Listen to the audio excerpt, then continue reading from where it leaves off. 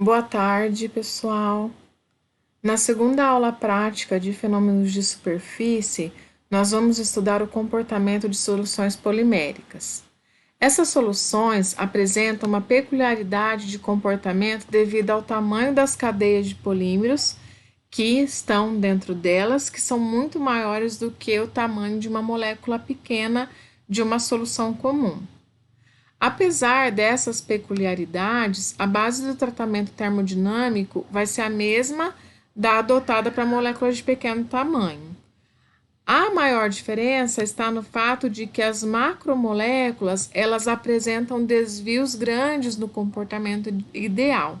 E para resolver este problema, nós vamos aplicar alguns tratamentos específicos, né, às teorias que são adotadas para descrever sistemas formados por moléculas pequenas. No experimento de hoje, nós vamos estudar soluções poliméricas diluídas. Mas quando uma solução é considerada diluída, qual é a extensão, qual é a concentração, qual é a faixa de concentração que nós iremos adotar para diferenciar uma solução diluída de uma concentrada, por exemplo? Para a gente definir isso bem, nós vamos considerar como diluídas as soluções poliméricas na qual as macromoléculas estão distantes umas das outras, de maneira que elas não possam se enxergar.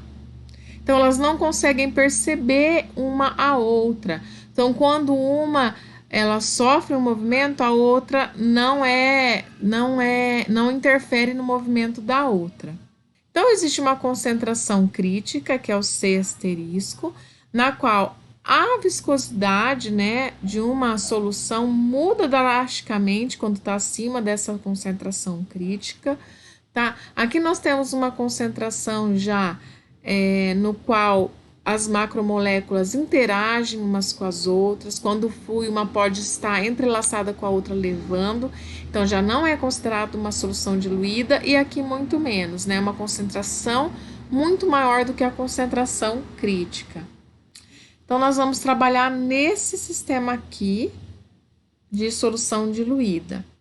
Bom, em relação às soluções de polímeros, uma solução é caracterizada por alguns parâmetros termodinâmicos. Então, nós temos o volume, a energia interna, a entropia, a energia livre de Gibbs, a entalpia. E no caso de um processo de solução, a gente costuma determinar as diferenças entre as funções termodinâmicas, como das soluções, e as mesmas funções dos componentes puros antes da dissolução. Então, no caso, a variação de energia livre, por exemplo, é a diferença entre a energia livre da solução e o somatório das energias livres dos componentes da mistura. Então, no caso, para a gente determinar se essa dissolução vai ser um processo termodinamicamente espontâneo ou não, a gente vai verificar através do cálculo da variação da energia livre. Então, nós sabemos que quando a energia livre é igual a zero, nós temos o estado de equilíbrio. Quando ela é menor que zero, o processo ocorre espontaneamente, enquanto que em valores de ΔG maiores que zero, o processo não ocorre ou não é espontâneo. Uma das funções mais importantes na caracterização do comportamento de cada componente da solução é a determinação do potencial químico, que é definido pela variação infinitesimal da energia livre de Gibbs de uma solução, que ocorre quando a gente adiciona, por exemplo, um mol, né, um número de mols do componente em questão. Então, aqui no caso, o polímero. Isso considerando a temperatura, a pressão e a quantidade de mols dos outros componentes como um valor constante. Então, isso aqui pela definição do potencial químico. Então, quando o mol de componente é adicionado, então vamos pensar no mol de polímero, o potencial químico ele pode ser considerado igual à energia livre de Gibbs. Então, a energia livre de Gibbs é igual ao potencial químico, que é a variação da energia livre de Gibbs quando se adiciona um mol do polímero. As relações termodinâmicas conhecidas, elas vão ser válidas para as funções parciais molares. Então, a mais utilizada será a energia livre de Gibbs. Então, nós conseguimos observar que vai depender da variação entálpica e da entrópica. Então, nós precisamos analisar cada variação dela separadamente para entender como vai ocorrer a solubilização de um polímero. Então, como eu tinha dito antes, se ocorrer solubilização, a ΔG vai ser negativo, de forma espontânea.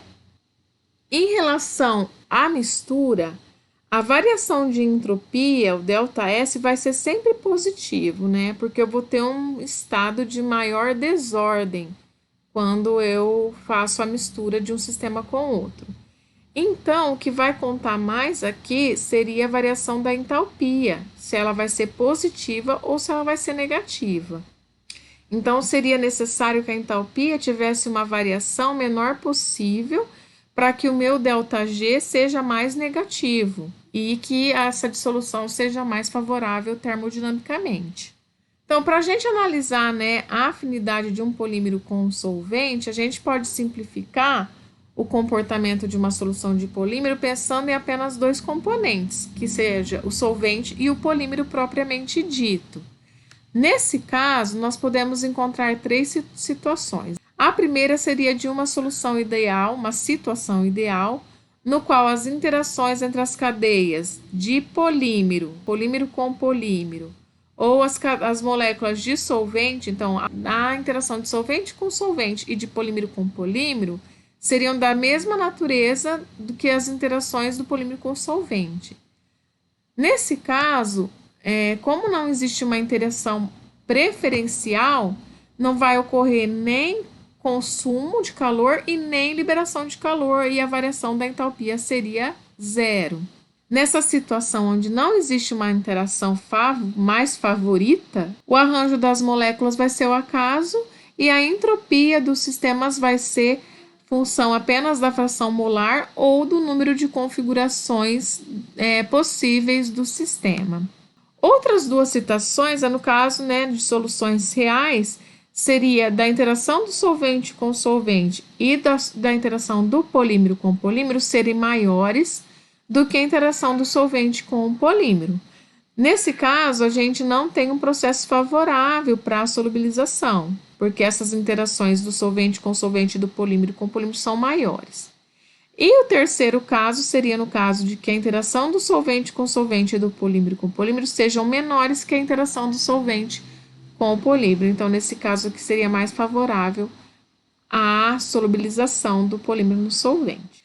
Em relação a esses processos de dissolução, no caso do processo de dissolução de polímero, quando existe interação entre os componentes, né, então nós vamos formar o quê? Uma solução verdadeira, né? Pode ser formada uma solução verdadeira quando essa interação entre o solvente e o polímero é boa. Nesse caso, os componentes eles vão se dispersar espontaneamente sem a necessidade de realizar um trabalho externo. O sistema vai ser homogêneo, né, sem a ocorrência de interface. Essas soluções verdadeiras, elas são caracterizadas pela estabilidade termodinâmica e o sistema é constituído de uma única fase. Devido à grande diferença de tamanho molecular entre os polímeros e as moléculas de baixo peso molecular, algumas características podem ser observadas numa solução polimérica. Então, o que pode ocorrer? O inchamento. Nessa etapa aqui, que seria a etapa primeira do processo de dissolução, o polímero ele vai absorver moléculas do solvente e aumentando sua massa e volume, tá? Então, imagina um polímero seco, sólido, quando em contato com o solvente, ele começa a absorver essas moléculas do solvente. Então, as moléculas do solvente começam a penetrar nas cadeias desse polímero. Depois, o polímero incha e ele fica coexistindo algum tempo com uma camada de líquido puro, né, que fica ali na sua interface.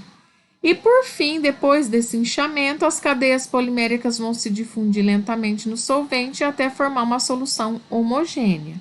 E vice-versa, né? Aqui acontece o processo dos dois lados. Tanto as cadeias poliméricas se difundem no solvente, quanto o solvente se difunde nas cadeias poliméricas.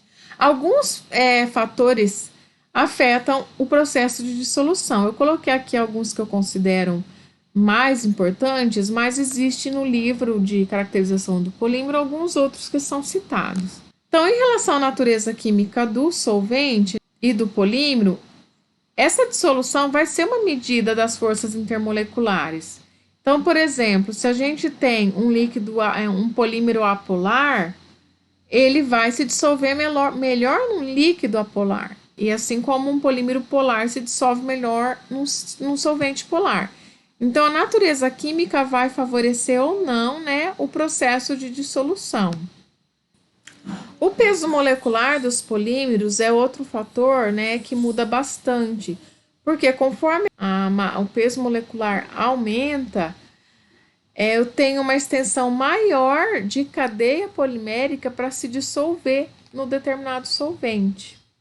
O empacotamento das macromoléculas também interfere, porque quando os polímeros se empacotam de forma melhor, eles ficam com as cadeias mais justapostas, eles ficam menos solúveis, porque é mais difícil que os solventes consigam penetrar nessas cadeias empacotadas. No caso dos polímeros cristalinos, para eles se dissolverem, é necessário destruir a rede cristalina, o que vai requerer uma energia grande. Então, em geral, os polímeros cristalinos eles são insolúveis, até mesmo nos líquidos de polaridade semelhante. Em relação à temperatura, a temperatura ela pode influenciar negativamente ou positivamente a solubilidade. Então, existem alguns polímeros que são mais solúveis quando a temperatura aumenta, outros são mais solúveis quando a temperatura diminui. Existe algum diagrama de fase característico de sistemas polímero-solvente com temperaturas críticas de inversão de comportamento. É importante que vocês verifiquem isso no livro.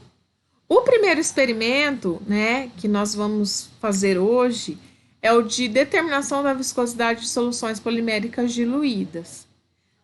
Os objetivos desse experimento é determinar as viscosidades relativas em relação às soluções poliméricas diluídas.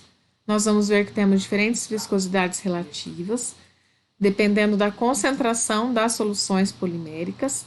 Nós vamos determinar as dimensões moleculares de um polímero, ou seja, o tamanho do raio molecular, né, do novelo polimérico. E nós vamos analisar a afinidade de um polímero com o meio em que ele está inserido, utilizando medidas de viscosidade. Então, nós conseguimos prever se o polímero tem uma afinidade boa ou não com um determinado solvente. Para determinar essa interação da macromolécula e do solvente, nós temos 3 exemplos de solvente: o bom solvente, o solvente teta e o mau solvente. No experimento de hoje, nós vamos usar um bom solvente e um solvente teta. O que significa isso? No livro tem uma definição mais detalhada, mas o bom solvente é um solvente no qual o polímero ele se encontra num novelo expandido. Então, ele se abre, esse novelo se expande, se abre para interagir com todas as moléculas de solvente ao redor. E a gente diz que o alfa, que é o grau de expansão do novelo, é maior que 1. No solvente teta, a gente considera que o novelo polimérico ele não é perturbado em suas dimensões, então seria a condição ideal para determinar o tamanho do novelo polimérico e a massa molar desse polímero. Nesse caso, o grau de expansão seria igual a 1. E um mau solvente seria aquilo na qual o novelo polimérico se contrai ou se colapsa. Então, não existe interação boa entre o polímero e o solvente. Nesse caso, a expansão polimérica é menor que 1. Para esse experimento 1, nós vamos fazer a determinação da medida do tempo de escoamento entre duas marcas num viscosímetro capilar. Aqui eu coloquei alguns exemplos de viscosímetro capilar e esse aqui seria o que nós vamos usar, que é o viscosímetro de Cannon-Fenske. Nesse viscosímetro, nós vamos colocar a solução polimérica por essa extremidade mais larga e depois nós usaremos uma pera para sugar o que está nesse bulbo maior aqui para cima desses 2 bulbos menores. Então, é feita uma medida de tempo de escoamento entre 2 marcas.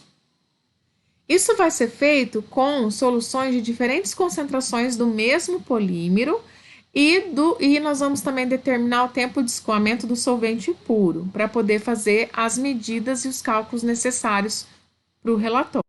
Aqui nós temos um vídeo que pode mostrar bem isso que eu estou falando. Esse vídeo é um pouco longo, eu deixei o link aqui, mas tem um trecho dele em outro vídeo. Bem, eu vou colocar esse vídeo então para vocês verem como que se faria essa determinação experimentalmente.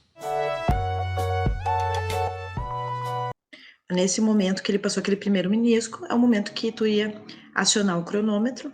Nesse vídeo que ele tá mostrando, né, como é que faz a montagem, né, mas acionaria o cronômetro naquela primeira parte ali, na primeira menisco, e aí depois tu, enquanto ele tá escorrendo, tá indo, tu vai contando o tempo, e aí quando ele chega nesse segundo aqui, aí tu para o cronômetro para verificar qual foi o tempo. Então, para esse aqui, a gente coloca a solução ali dentro do viscosímetro, vai usar a pera de sucção para fazer com que a solução de polímero ela suba. Então, ela vai subir. Então, como eu tinha falado, a gente faz esse teste com as soluções de polímero em diferentes concentrações, mede esse tempo, e o solvente puro. Então, a gente vai utilizar o solvente puro e vai utilizar as soluções de polímero para determinar qual é o tempo de escoamento entre uma marcação e outra.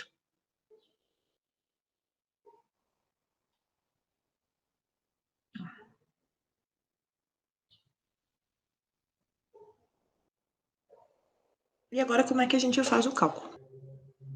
Então, a gente faz para cada ponto em que a gente fez, para cada concentração de polímero, então a gente calcula a viscosidade relativa, dividindo o tempo de escoamento da solução de polímero e o tempo de escoamento do solvente. Com esse valor de viscosidade relativa, a gente calcula a viscosidade específica, que vai ser essa viscosidade relativa menos 1.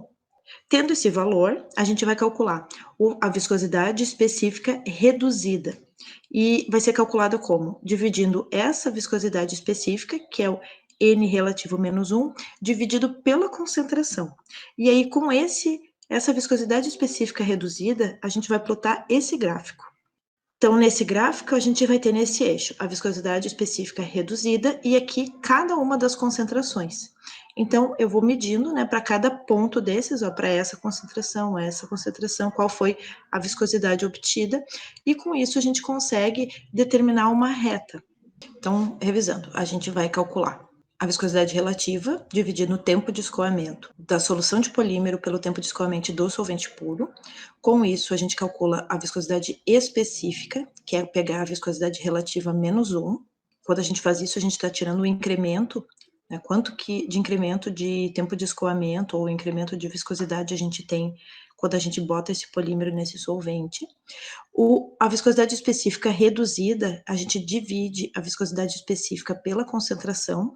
Então, para cada uma das concentrações, a gente vai ter um ponto. E fazendo um gráfico que é da viscosidade reduzida, viscosidade específica reduzida pela concentração, a gente vai ter uma reta. E com essa reta, o ponto em que o limite de concentração para concentração igual a zero, então se a gente continuasse essa reta aqui, ela vai chegar em um ponto, e esse ponto de intersecção é chamada de viscosidade intrínseca. Então a gente plota a reta, faz a equação da reta para descobrir qual é o ponto em que essa reta cortaria o nosso eixo para concentração, então para o limite de concentração igual a zero, e aí isso vai ser o nosso coeficiente linear da equação da reta. Se aqui a gente tem essa aqui como sendo a equação da reta, o coeficiente linear é esse 0,553. Esse 0,553 é a viscosidade intrínseca desse polímero. Com essa viscosidade intrínseca, a gente pode utilizar essa equação, que é a equação de Mark-Owen, que diz que a viscosidade ela é igual a uma constante vezes a massa molar viscosimétrica elevado ao expoente A. Para cada par polímero solvente, a gente já tem um valor de K e um valor de alfa tabelado. E, na verdade, eles são determinados experimentalmente. A gente pode fazer uma determinação experimental para determinar qual é o valor de K e qual é o valor de alfa. Mas, nesse caso desse experimento que eu passei, que a gente está utilizando como base, esse K e esse alfa já estão tabelados, então a gente vai utilizar os valores obtidos nessa equação aqui para calcular o valor da massa molar. Então, esse N é a viscosidade intrínseca, que é o coeficiente linear dessa equação aqui, 0,553. Aqui o alfa a gente tem como 0,717 e o K é 12 vezes 10 a menos 5. Então, substituindo os valores, a gente acha para esse sistema uma massa molar de 144.517,67 gramas por mol.